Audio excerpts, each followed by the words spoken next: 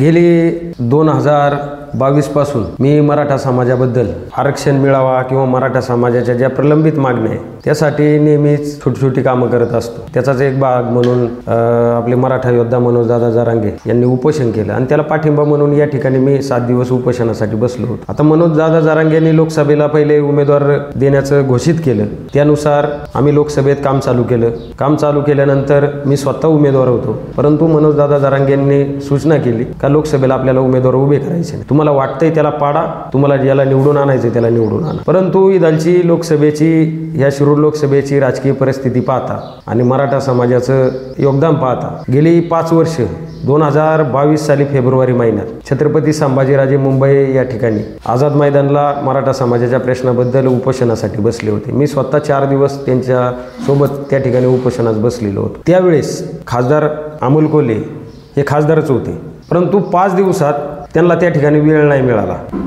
जे छत्रपती शिवाजी महाराजांचे वंशज जे मराठा समाजाबद्दल काम करतात, छत्रपती संभाजीराजे उपोषणाला बसलेत, त्यांची प्रकृती खालावत चालली। ते बी खासदार होते त्यावेळेस राज्यसभेचे आणि हे बी खासदार आहेत, तर कमीत कमी मराठा समाजाबद्दल आस्था म्हणून तुम्ही त्या ठिकाणी येऊन भेट द्यायला लागत होती, त्यांची विचारपूस करायला लागत होती, ते तिथं आले नाही। दुसरी गोष्ट मला आठवते, ज्यावेळेस मराठा क्रांती मोर्चा चालू होती, शांततेच्या मार्गाने भरपूर क्रांती मोर्चे निघाले, त्याच्यात तुमचा सहभाग नाही। तिसरी गोष्ट का ज्यावेळेस इथं मनोजदादा जरांगे पाटील खेडच्या सभेला आले, ते जुन्नरला आले, शिवनेरी अभिवादन केलं सकाळी, तर तुमच्या तालुक्यात येऊन तुमच्या लोकसभा मतदारसंघात येऊन तुम्ही त्यांच्या स्वागताला कमीत कमी एक हार घेऊन तरी यायला लागत होतं।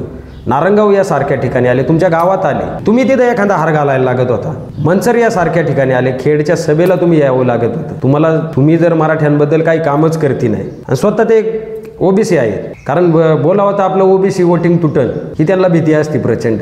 परंतु ज्या वेळेस छत्रपती शिवाजी महाराजांनी बहुजन समाजाला एकत्र घेऊन या गोष्टी केल्या, तर नक्की बहुजन समाज आपलाच आहे, मग कोणत्याही जातवाला असू द्या, परंतु प्रत्येक समाजाला न्याय मिळाला पाहिजे ही भूमिका कुठेतरी असली पाहिजे। आम्ही प्रत्येक समाजासाठी लढत असतो। या ठिकाणी आमच्या गावात 12 बलुतेदार समाज आहे, आम्ही त्यावेळेस पाहत नाही का मराठा समाजाबद्दलच लढायचं, ज्या ज्या समाजावर अन्याय होईल तिथं उभं राहिलं पाहिजे। आणि आत्ताचे जे उमेदवार आहेत खासदार शिवाजीदादा आढळराव पाटील, मी सांगू इच्छितो की आझाद मैदानला मगाशी मी सांगितलं का छत्रपती संभाजीराजे उपोषणासाठी बसले होते, त्या ठिकाणी 4थ्या दिवशी खासदार शिवाजीदादा आढळराव पाटील खासदार नसताना त्या ठिकाणी राजेंची विचारपूस करायला आले होते, ही माझ्या डोळ्याने महाराष्ट्राच्या जनतेने बघितले आणि त्यांच्या ज्या प्रमुख मागण्या होत्या। आता माझंच उदाहरण सांगायचं झालं तर सारथी महामंडळ हे शिवसेना भाजपच्या काळात चालू झालं, त्याला फंड नव्हता, त्याला फंड मिळाला।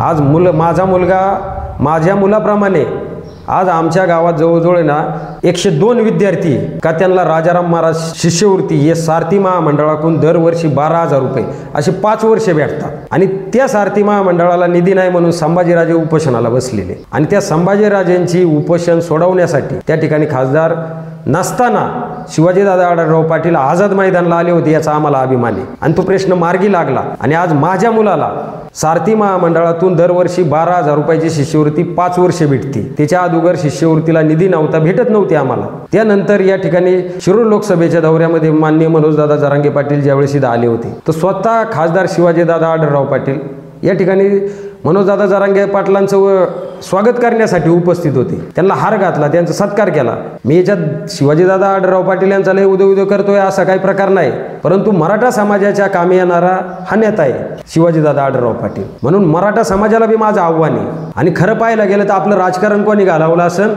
तर ज्या वेळेस स्वर्गीय अण्णासाहेब पाटील जसे आज आपलं नेतृत्व मनोजदादा जरांगे पाटील करतात, तर ही सुरुवात स्वर्गीय अण्णासाहेब पाटील यांनी केली आणि ते आमदार असताना काँग्रेसच्या काळात ह्या अक्षरशः काँग्रेसने त्यांची फसवणूक केली आणि त्या माणसाने गोळी झाडून आत्महत्या केली, ही प्रचंड विचित्र बाब आहे। त्यानंतर बी 1994 साली मराठ्यांच्या वाट्याचं आरक्षण शरद पवार साहेब मुख्यमंत्री असताना त्यांनी ओबीसीला दिलं, मग त्यावेळेस त्यांना मराठा समाज आठवला नाही। शालिनीताई पाटील वसंतदादा पाटलांच्या पत्नी, ज्या शरद पवारांना राजकारणात वसंतदादा पाटलांनी आणलं, त्यांच्या पत्नीने मराठा आरक्षणाला बद्दल बोलले तर त्यांना पक्षातून काढून टाकलं। मंडल आयोग लागू कोणी केला? काँग्रेस सरकारने लागू केला। ठीक आहे, आताच्या ज्या घडामोडीत मनोजदादा जरांगे पाटील आंतरवाली सराटी या ठिकाणी जो लाठीचार्ज झाला, याला सरकारला दोषी मानतोच आम्ही आणि यापुढे लढा आमचा सरकारच्या विरोधात असणार जोपर्यंत आम्हाला आरक्षण भेटत नाही तोपर्यंत। परंतु प्रत्येक लोकसभेची राजकीय वर्गवारी थोडी वेगळी असते. त्यासाठी आपल्या कामाला येणारा माणूस, मग विद्यमान खासदार होते 5 वर्षात, तुम्ही आमच्या मराठ्यांचा प्रश्न का नाही मार्गी लावला? का नाही लोकसभेत एखादं भाषण जोडलं? तुम्हाला भाषण जोडायची हवस आहे ना, तर लोकसभेत एखादं भाषण का नाही जोडलं? ज्या वेळेस तुमच्याच तालुक्यात माझा एक सहकारी उपोषणासाठी बसलेला 9 दिवस मराठा समाजाबद्दल, तुम्ही का नाही तिथं भेट द्यायला आले? तुम्ही तुमच्या शूटिंगमध्ये, तुमच्या कलाकारामध्ये व्यस्त आहात. ज्यावेळेस तालुक्यात, जिल्ह्यात, या शिरूर लोकसभेमध्ये विविध मराठा समाजाची आंदोलनं झाली, त्यावेळेस तुम्ही का नाही तिथं हजर राहिले?